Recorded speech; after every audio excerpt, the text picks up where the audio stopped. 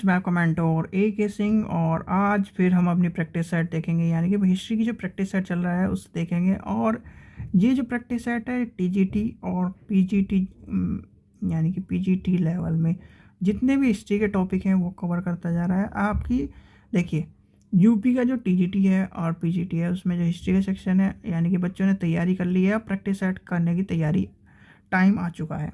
Rajasthan PCS का जो grade 1 का हो चुका है हमारा एग्ज़ाम, राजस्थान PCS ग्रेड 2 का बचा हुआ है, यानी कि सेकंड ग्रेड का एग्ज़ाम बचा हुआ है। तो उसकी तैयारी आप हिस्ट्री के जो टॉपिक है उसमें से इसमें प्रैक्टिस सेट देखकर तैयारी करें, ठीक है। प्रैक्टिस सेट इंपॉर्टेंट होता है किसी भी एग्ज़ाम के लिए। तो समय व्यर्थ नहीं करते, चलिए वही रणनीति रहेगी। हम 20 क्वेश्चन देखेंगे, 20 क्वेश्चन में आपको 10 सेकंड का टाइम मिलेगा हर क्वेश्चन में, और आपको आंसर बताया यानी कमेंट सेक्शन में आंसर बताना है। चलिए, क्योंकि इससे आपकी एक अच्छी तैयारी हो जाएगी, आपको पता चल जाएगा आप कितने पानी में। चलिए तो आज का जो पहला क्वेश्चन है उसे देखते हैं। किस देवता के लिए ऋग्वेद में पुरंदर शब्द का प्रयोग किया गया है? तो आपका टाइम स्टार्ट होता है, जल्दी बताइए। कई बार क्वेश्चन पूछे गए, देखिए यूपी के एग्ज़ाम में भी कई बार पूछा गया है, यूपी TGT PGT में भी पूछा गया है, और DSSB में भी कई बार पूछा गया है क्वेश्चन ये। यानी DSS में पूछा गया, एक बार KB में पूछा गया है, नवोदय में पूछा गया है, राजस्थान के एग्ज़ाम में पूछा गया है, तो इसलिए इम्पोर्टेंट है। तो इसका आंसर हो जाएगा ऑप्शन नंबर B, इंद्र। याद रखना, इम्पोर्टेंट क्वेश्चन है, कई बार बहुत एग्जामों में पूछा गया है। चलिए आगे चलते हैं, क्वेश्चन नंबर 2 देखते हैं। शूल सूत्र किस विषय से संबंधित पुस्तक है? तो यानी कि आपके पास टाइम स्टार्ट होता है, किससे? गणित, संस्कृत, ज्योतिषी, किससे जुड़ी हुई है? तो आपको बताना है। इसका ऑप्शन देखिए, जब ये टाइपिंग मिस्टेक होती है तो इस तरह की ही होगा। इसका आंसर आप नोट कर लीजिए, इसका आंसर होगा ज्यामिति। ये याद रखना, ज्यामिति में इसका आंसर आपको बता रहा हूँ। तो इसका आंसर क्या होगा? ज्यामिति, ठीक है। चलिए आगे चलते हैं, क्वेश्चन नंबर 3 देखते हैं। क्वेश्चन नंबर 3 देखते हैं। अस्तो मा सदगम या कहाँ से लिया गया है, यानी कहाँ से लिया गया है? चलिए आपका टाइम स्टार्ट होता है। अथर्ववेद, यजुर्वेद, ऋग्वेद, उपनिषद से कहाँ से लिया गया है? चलिए बताइए, जल्दी बताइए। मोस्ट इंपॉर्टेंट क्वेश्चन है, कई बार पूछा गया क्वेश्चन है। जो भी इसमें प्रैक्टिस सेट में लेके आ रहे हैं क्वेश्चन, यानी कि वो कई बार पूछे गए क्वेश्चन है, तभी आपके सामने प्रैक्टिस सेट में आए हुए हैं। तो इसका आंसर हो जाएगा ऋग्वेद, यानी कि ऑप्शन हो जाएगा। चलिए आपसे एक एडिशनल क्वेश्चन पूछते हैं कि ये कौन से अध्याय से लिया गया है, यानी कौन से जो चैप्टर है उसके 10 चैप्टरों में से कौन से चैप्टर में से लिया गया है एक तरह से। चलिए क्वेश्चन नंबर 4 देखते हैं। धर्मशास्त्रियों में भू राजस्व की दर क्या थी? तो यानी कि ऑप्शन नंबर 4 में क्या हो जाएगा? इंपॉर्टेंट क्वेश्चन है, और कहाँ से इंपॉर्टेंट क्वेश्चन है? चलिए आप बताइए, टाइम स्टार्ट होता है आपका। 1/2, 1/4, 1/6, 1/5, यानी कि चलिए बताइए, जल्दी जल्दी बताइए, आपका सामने क्वेश्चन का तो टाइम ख़त्म हो गया। तो इसका आंसर होगा हमारा, इसका आंसर होगा 1/6। और मुझे 1/6 और 1/8 किसका था ये जरूर बताए कमेंट सेक्शन में। 1/6 तो धर्मशास्त्र का था, और 1/8 किसका था? चलिए आगे चलते हैं, क्वेश्चन नंबर 5 देखते हैं। प्राचीन धर्म में निष्क्रिय नाम से क्या जाने जाते थे? यानी क्या जाना जाता था? तांबे, स्वर्ण, आभूषण, चांदी, या इसमें से कुछ नहीं? तो वो जल्दी बताइए, आपका टाइम स्टार्ट होता है। मोस्ट इम्पॉर्टेंट देखिए, जो चीज़ पहनते थे वो उस चीज़ को लेके चलिए, ठीक है। आपको क्वेश्चन हिस्ट्री में यही है कि आप उसमें खुद उसी में खो जाएं, तो आपको ज़्यादा आनंद मिलेगा, यानी कि उसका सॉल्व करने का। तो इसका आंसर हो जाएगा स्वर्ण आभूषण, option number B।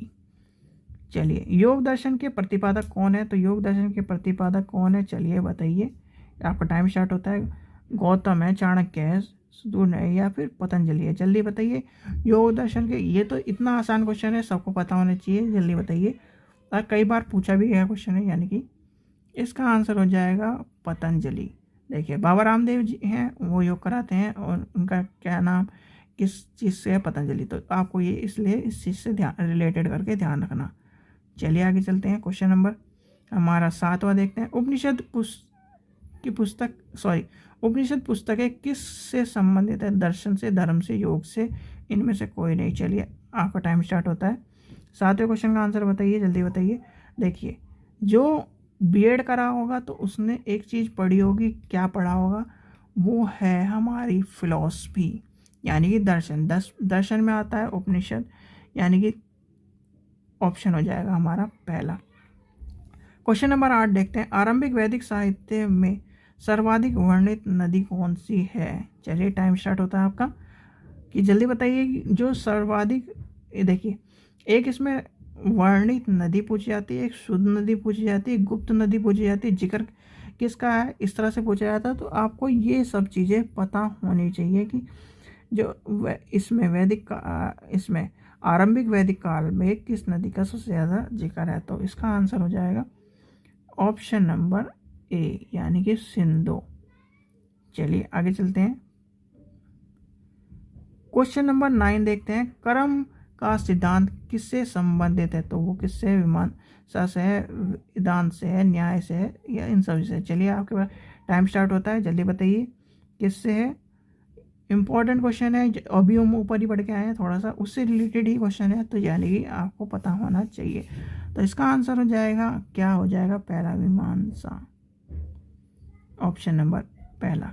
Question number 10 देखते हैं। वैदिक युग में प्रभावित लोकप्रिय शासन प्रणाली थी। चलिए टाइम स्टार्ट होता है। गणतंत्र थी, प्रजातंत्र थी, राजतंत्र थी, वंशानुगत थी। तो इसका आंसर जल्दी बताइए। वैदिक युग की पूछी है, उत्तर वैदिक की नहीं पूछी, वैदिक युग की पूछी है, तो आपको पता होना चाहिए। इसका आंसर हो जाएगा हमारा ऑप्शन नंबर 1, यानी कि गणतंत्र। चलिए आगे चलते हैं। क्वेश्चन नंबर 11 देखते हैं। क्वेश्चन नंबर 11 है, सबसे प्राचीन वेद कौन सा है? ये तो सबको पता होगा, नॉर्मल क्वेश्चन। चलिए तब भी हम देखते हैं। सामवेद है, ऋग्वेद है, अथर्ववेद है, यजुर्वेद है। जल्दी बताइए कौन सा वेद सबसे प्राचीनतम है। तो आपका टाइम खत्म होने वाला है, चलिए आपको बता देते हैं। तो इसका आंसर होगा ऋग्वेद, सबसे प्राचीनतम ऋग्वेद है।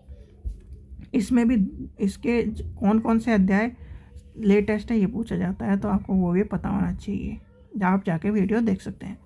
क्वेश्चन नंबर 12 देखते हैं। कौन सा वेद अंशतः गद रूप में रचित है? यानी गद रूप में रचित है। तो ऋग्वेद है, यजुर्वेद है, सामवेद है, अथर्ववेद है। चलिए आप बताइए कौन सा वेद किस में गद रूप में है? तो गद रूप में बताइए।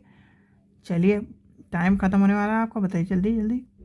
तो इसका आंसर हो जाएगा यजुर्वेद। देखिए आपसे म्यूज़िक से रिलेटेड पूछा जाता है, ब्लैक मैजिक से संबंधित पूछा जा सकता है, ठीक है, ब्लैक मैजिक से, और सबसे प्राचीनतम धर्म पूछा जा सकता है, सॉरी प्राचीनतम गद से रिलेटेड पूछा है, गद पद दोनों में पूछा जाता है, गद पद कौन से। तो ये सब चीज़ें क्वेश्चन वेद से आते हैं। चलिए क्वेश्चन नंबर 13 देखते हैं। निम्न में से कौन सी स्मृति प्राचीनतम है? चलिए क्वेश्चन टाइम स्टार्ट हो गया आपका, बताइए कौन सी है, जल्दी जल्दी बताइए, टाइम खत्म होने वाला है, और ये आपका टाइम हो गया ख़त्म। तो इसका सबसे प्राचीनतम मनुस्मृति। कभी भी पूछा जाए तो अगर आपको मनुस्मृति दिख जाए और प्राचीन यहाँ पे प्राचीनतम नाम आ जाए तो उसका सीधे आँख बंद करके आंसर लगा देना, मनुस्मृति, ठीक है। आदि काव्य की संज्ञा किसने दी है? तो आदि काव्य की संज्ञा किसे दी जाती है, ये क्वेश्चन में पूछा गया है। तो चलिए टाइम स्टार्ट होता है आपका। महाभारत को दी जाती है, गीता को दी जाती है, रामायण को दी जाती है, गीत गोविंद को दी जाती है। चलिए जल्दी बताइए सबसे आदि काव्य की संज्ञा किसे दी जाती है? तो वो है रामायण, यानी कि यहाँ से ये निकला हुआ है, ठीक है, इस चीज़ का ध्यान रखना, या यहाँ से ये निकला हुआ है। कमेंट सेक्शन में मुझे बताइए। देखिए आपके लिए मैं कन्फ्यूज़न करता हूँ, यहाँ से ये निकला है या यहाँ से ये निकला है, आपको कमेंट सेक्शन में बताना है। रामायण से गीता निकली है, महाभारत से गीता निकली है, आपको कमेंट सेक्शन में मुझे बताने। तो इससे पता लगेगा कि आप तैयारी कैसे कर रहे हैं और आपको पता भी है या कुछ ऐसे ही चल रहा है सब कुछ। चलिए क्वेश्चन नंबर 15 देखते हैं। 15 क्या कह रहा है? गायत्री मंत्र की रचना किसने की थी? आपके पास ऑप्शन है, देखिए चलिए बताइए। क्वेश्चन नंबर आपके पास 15 नंबर क्वेश्चन है, तो बताइए जल्दी। गायत्री मंत्र की ना किसने की थी। तो जल्दी, टाइम खत्म होने वाला है, जल्दी जल्दी बताइए। और इसका आंसर होगा विश्वामित्र, यानी कि ऑप्शन नंबर बी हो जाएगा। चलिए क्वेश्चन नंबर 16 देखते हैं। हड़प्पावासी किस वस्तु के उत्पादन में सर्वप्रथम थे, यानी कि वो किस में उत्पादन में थे। चलिए आपका टाइम स्टार्ट होता है, जल्दी बताइए। कपास में थे, जौ में थे, चावल में थे, गेहूं में थे, किस में थे, जल्दी बताइए। जैसे अभी ऊपर तंबाकू वाला क्वेश्चन था वो वाला, तो इससे जैसी। चलिए इसका आंसर होगा कपास में, यानी कि ऑप्शन नंबर ए। चलिए क्वेश्चन नंबर 17 देखते हैं। क्वेश्चन नंबर 17 कहते हैं सिंधु सभ्यता का कौन सा स्थान भारत में स्थित है। लोथल है, हड़प्पा है, मोहनजोदड़ो है, इनमें से कोई नहीं। तो टाइम स्टार्ट होता है आपका, जल्दी बताइए कौन सा जो स्थान है वो इंडिया में है, यानी कि भारत में है, भारत से के पास में है, और आपको ये पता होना चाहिए। तो वो है लोथल। चलिए अब मुझे कमेंट सेक्शन में बताइए लोथल कहाँ पर है, कई बार पूछा गया है, तो लोथल आपको पता होना चाहिए। क्वेश्चन नंबर 18 देखिए। पाली ग्रंथ में गांव के मुखिया को क्या कहा जाता था, यानी क्या कहा जाता था। चलिए आपका टाइम स्टार्ट होता है, क्या कहा जाता था, जल्दी बताइए, जल्दी बताइए। ग्रामपति कहते थे, मुखिया कहते थे, ग्राम भोजक कहते थे, या इनमें से कुछ नहीं कहते थे। चलिए आपका टाइम खत्म हो गया, तो इसका आंसर होगा ए, यानी कि ग्राम भोजक।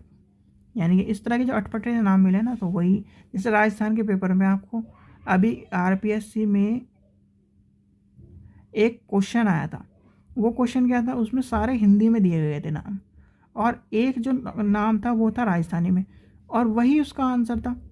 यानी कि जनरल पेपर जो पहला पेपर होता है, जनरल पेपर जीके का पेपर जो होता है, उसमें जो सारे क्वेश्चन थे उसमें राजस्थानी वो हिंदी में दिए गए थे आंसर, और एक क्वेश्चन क्या था, वो ऑप्शन था, सॉरी, वो था राजस्थानी में, तो उसका आंसर वही था। भाई जब राजस्थान का पेपर दे रहे हो, जीके क्वेश्चन पूछ रहे हो, तो राजस्थान में ही रिलेटेड होगा कि नहीं होगा।